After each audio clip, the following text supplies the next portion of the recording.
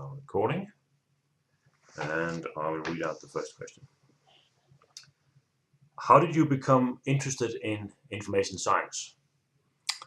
I think it started already back when I was studying information science from 69 to 73, when around 72, 73, I was taught how faceted classification was working, and it was a very impressive way our professors was showing us how to make this kind of a very difficult classification. And therefore, I could easily see that one needed not only some kind of a normal way of categorizing books and articles, but also a more user-oriented way of looking into how various persons or groups of persons understood the content of documents.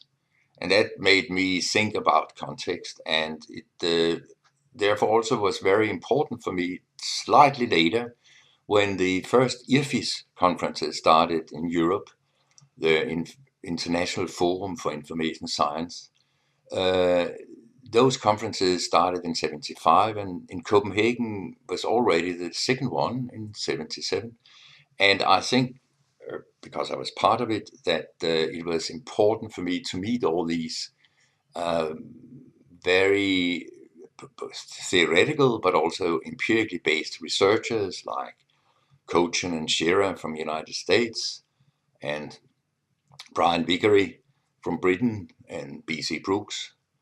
So that meant that I could feel some kind of a big international bridge, and that it seemed very interesting to dig into this kind of science, not just look into classification or indexing or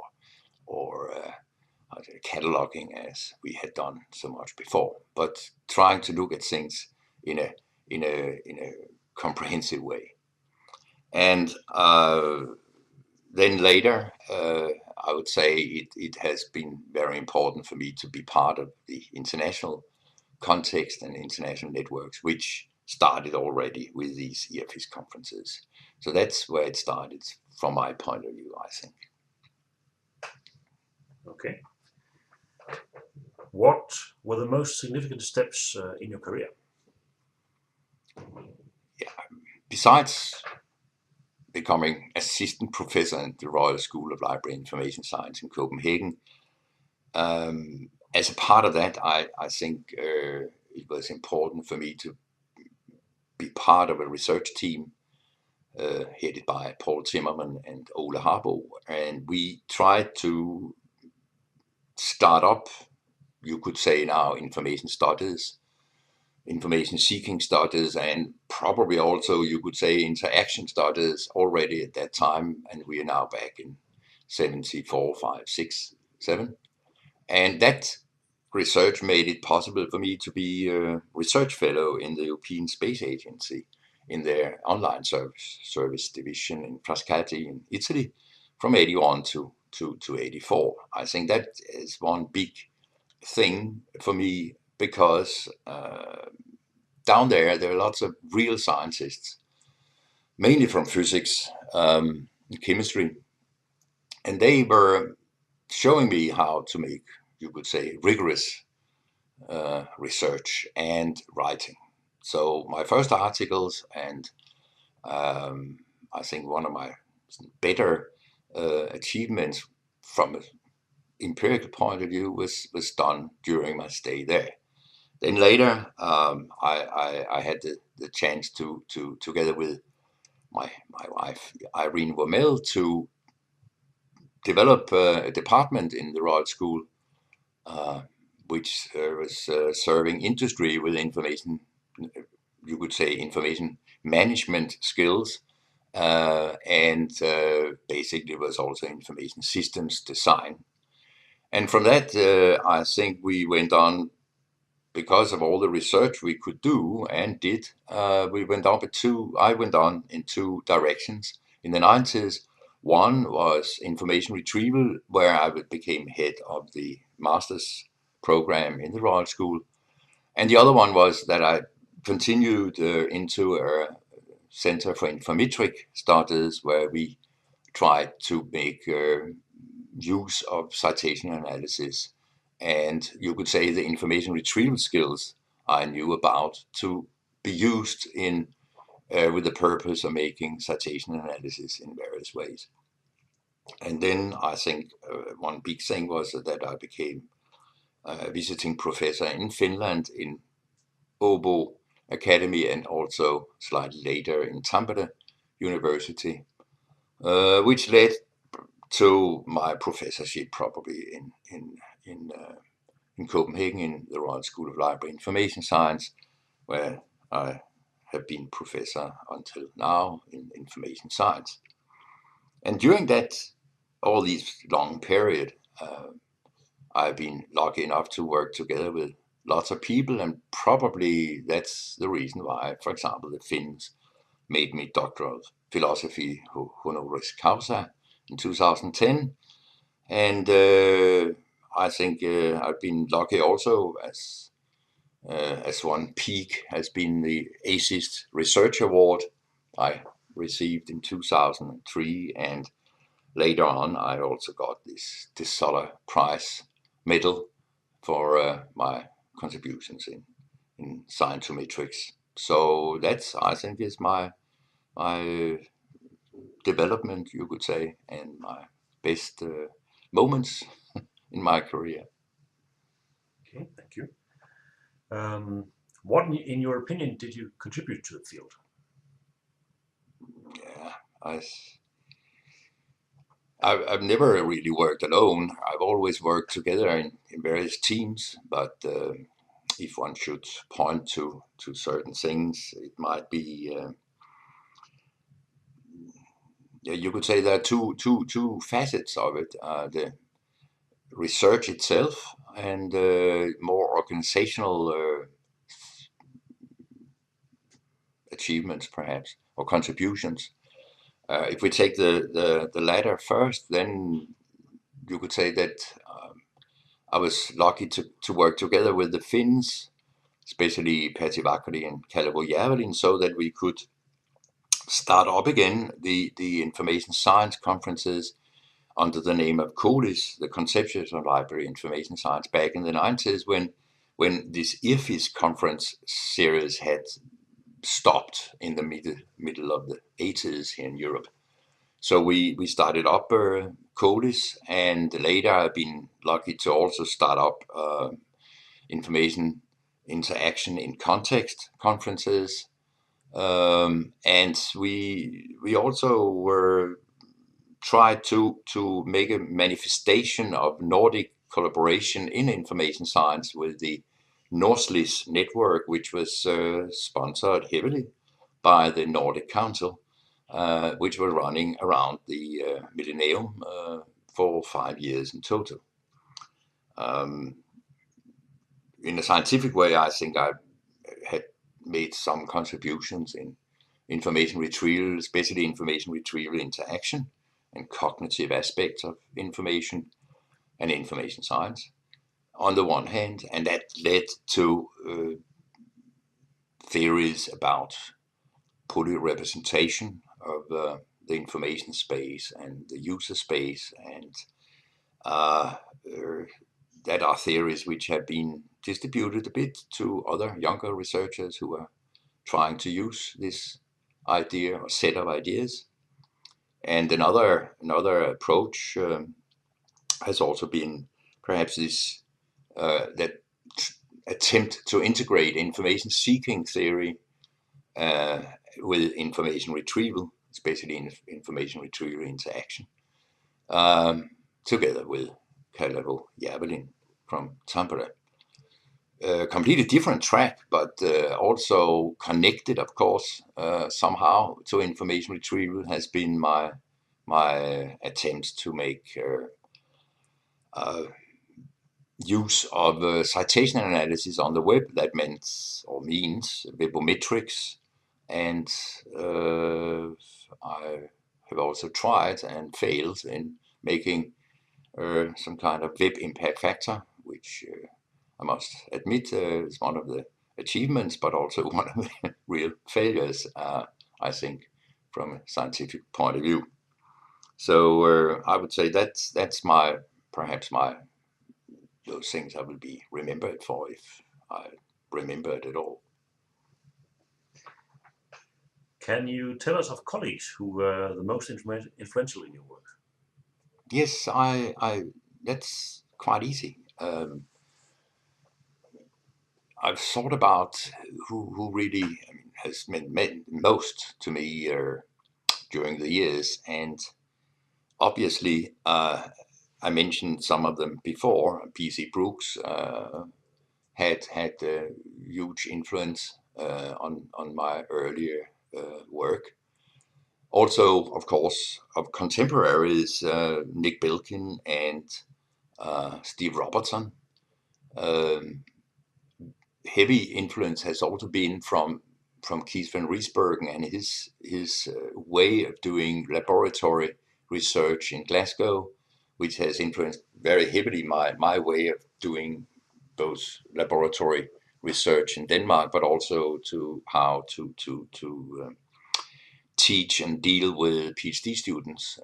I think I've used very much of Keith's way of doing it. Then of other contemporaries, unfortunately dead now, Karen Spack-Jones, because of her methodological rigor. Uh, and then also very older ones, you could say, aside from P.C. Brooks, Eugene Garfield and Don Swanson also. Eugene Garfield, because of all his influence on me on ways of doing citation analysis in various ways, and I know him privately also. And Don Swanson, because he's one of the few information scientists who covered both information retrieval and scientometrics, bibliometrics, and therefore was a big, you could say, star for me, because exactly this way of putting together two somehow different fields into one was very make me curious and I think very challenging. So also younger researchers, I've been influenced by Monia Lalmas from Glasgow and later uh, various other universities because of her influence on, let's say, combining hardcore computer science logic and then also information interaction. Um, Likewise, you could say that Pailing Wang from Knoxville, because of her methodological influence on my way of doing research, and finally very younger people like Diane Kelly, because they have this very comprehensive way of doing research, which I like very much. So I must say I admire these younger researchers. Um, yes, I think that's the, the fundamental influential persons on my career. And what do you consider as the most significant achievements of information science? Yeah, it's difficult because there's so many minor things which has taken place in the last 20 years. But I think one of the big things, bigger developments has been the development of search engines. And if you look at search engines, especially success of Google and Yahoo, then you can easily see that it's if information science had not existed, Google and Yahoo and so on would not have looked like they do.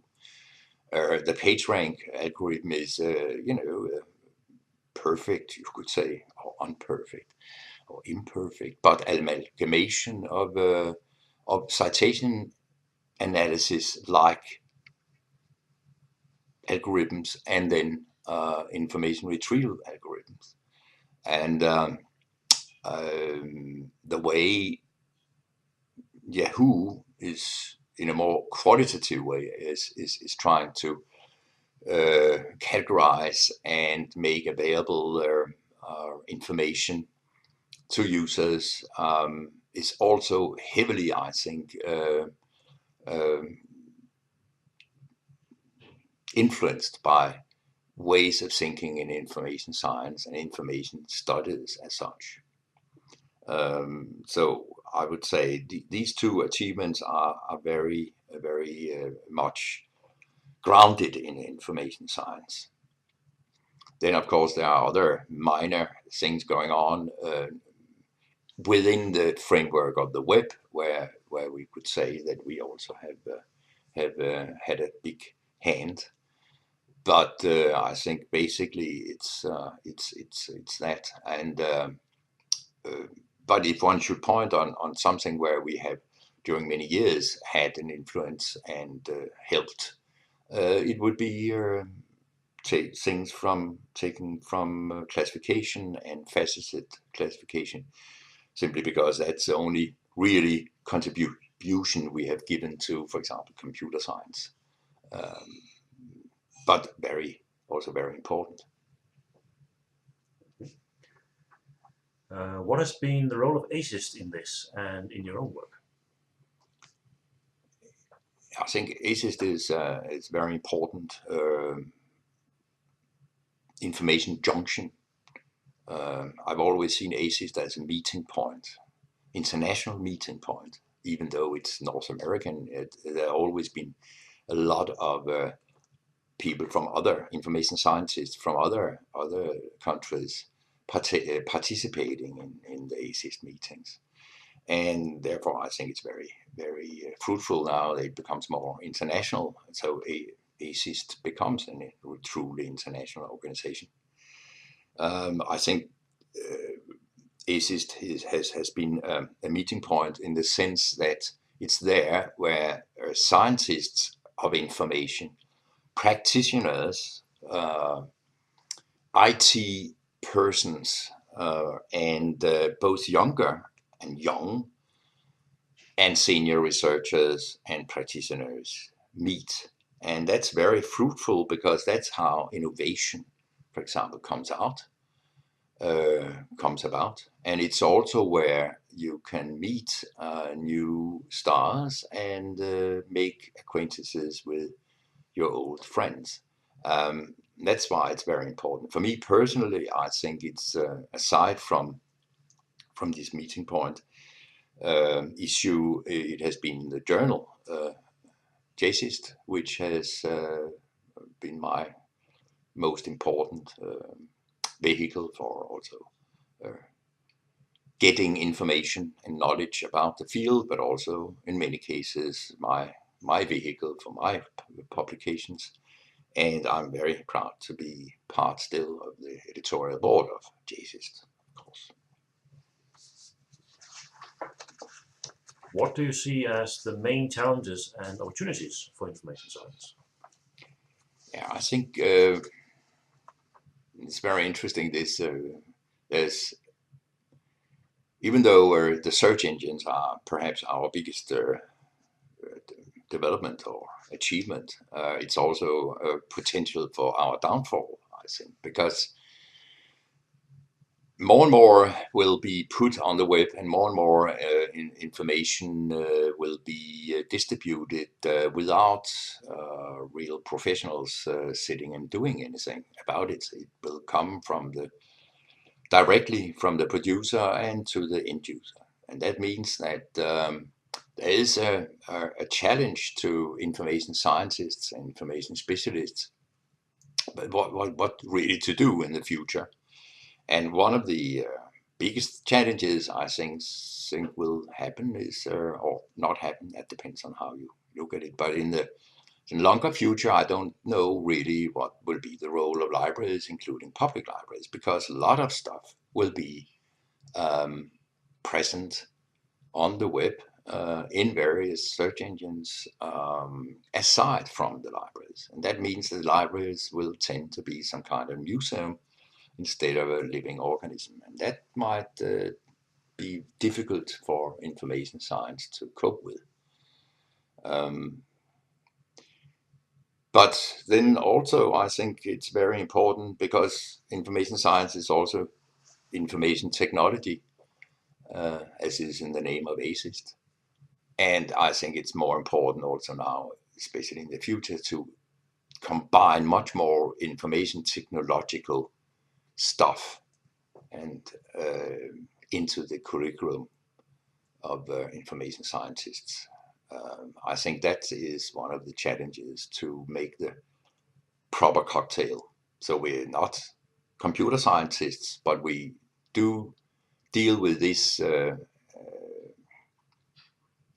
how should I say, triangle of IT, information use, and information content.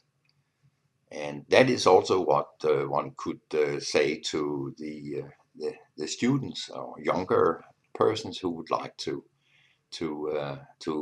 do something in information science. This is the big thing, I think. This is the good thing about information science, that we combine content, knowledge content, with information use in various ways and put into a framework of information technology.